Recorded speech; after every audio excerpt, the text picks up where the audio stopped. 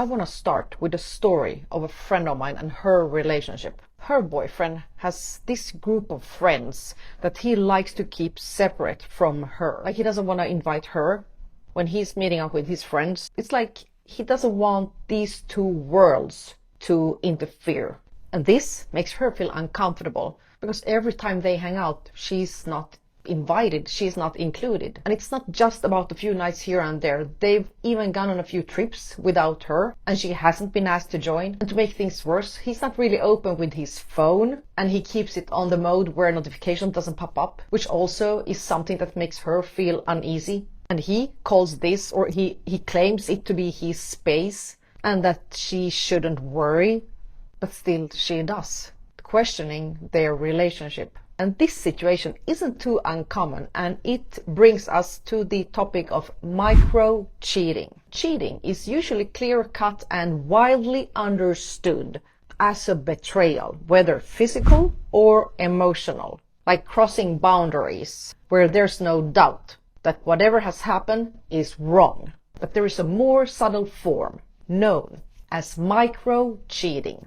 Micro-cheating, this form of infidelity, doesn't really involve such clear physical or emotional affair, but it does cross boundaries of exclusivity and trust. And it includes seemingly small actions that indicate that the person, that someone, is kind of out there balancing on the border between fidelity and infidelity, between having the focus on our partner, but still there might be a risk that he or she is involved or interested in someone else, or kind of seeking confirmation from different sources, different places. And these actions might seem minor, and the micro-cheating party might even make their partner, their worried partner who is expressing concerns about the situation, they might even dismiss him or her, perhaps even calling him or her controlling, paranoid, and just like overly possessive.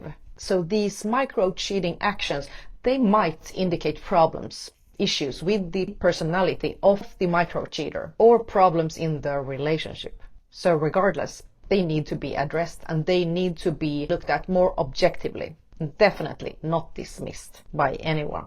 So what is micro-cheating more specifically? It's not just one specific act. It's more of a series of actions that blur the lines, like small actions that are kind of in the gray zone of what is okay and what's not okay. For instance, sending a heart emoji to someone outside our relationship, or liking or commenting social media profiles. Could be like completely harmless comments like "well done," "looking good," or "what a beautiful outfit," or "congrats." The thing is more about, is this a pattern? And what does for instance, this heart emoji mean to you? If you are the micro-cheating party, are you looking after confirmation outside of your relationship? So it might seem innocent, but what does it mean to you? What if it becomes regular interaction with the same person? Then there's the emotional closeness, sharing aspects of your life, sharing thoughts, feelings, experiences with someone other than your partner. And what if these interactions, this emotional closeness, starts replacing the one that you have with your partner? Then you've definitely stepped into the micro-cheating territory. But how small could micro-cheating really get?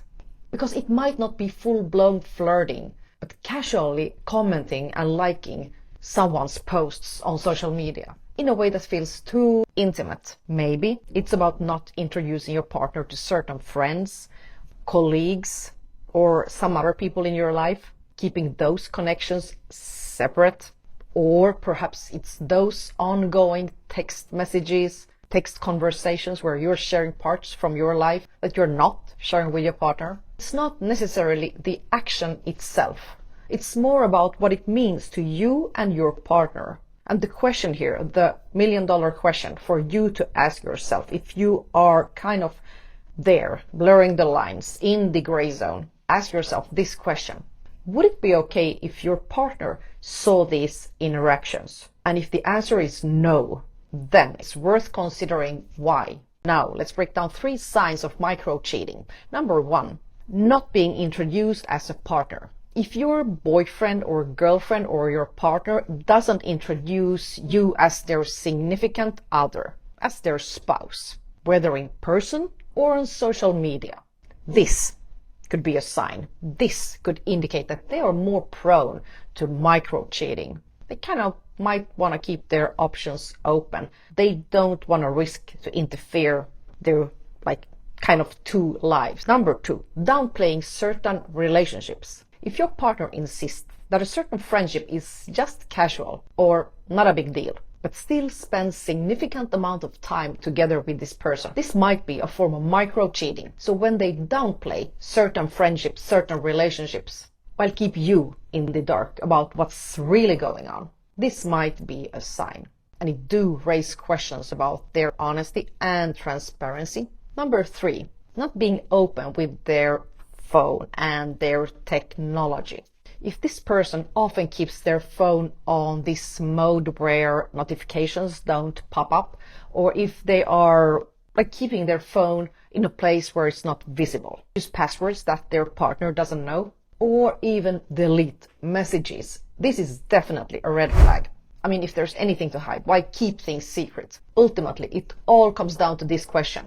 Would you be okay if your partner saw this? Would you feel comfortable if they read that text message, that conversation, or that heart emoji you just sent? If the answer is no, it's time to reflect on what's going on. Because it's not really just about the behavior, it's about trust. It's about the transparency in your relationship. It's about the climate. It's about where you guys are heading.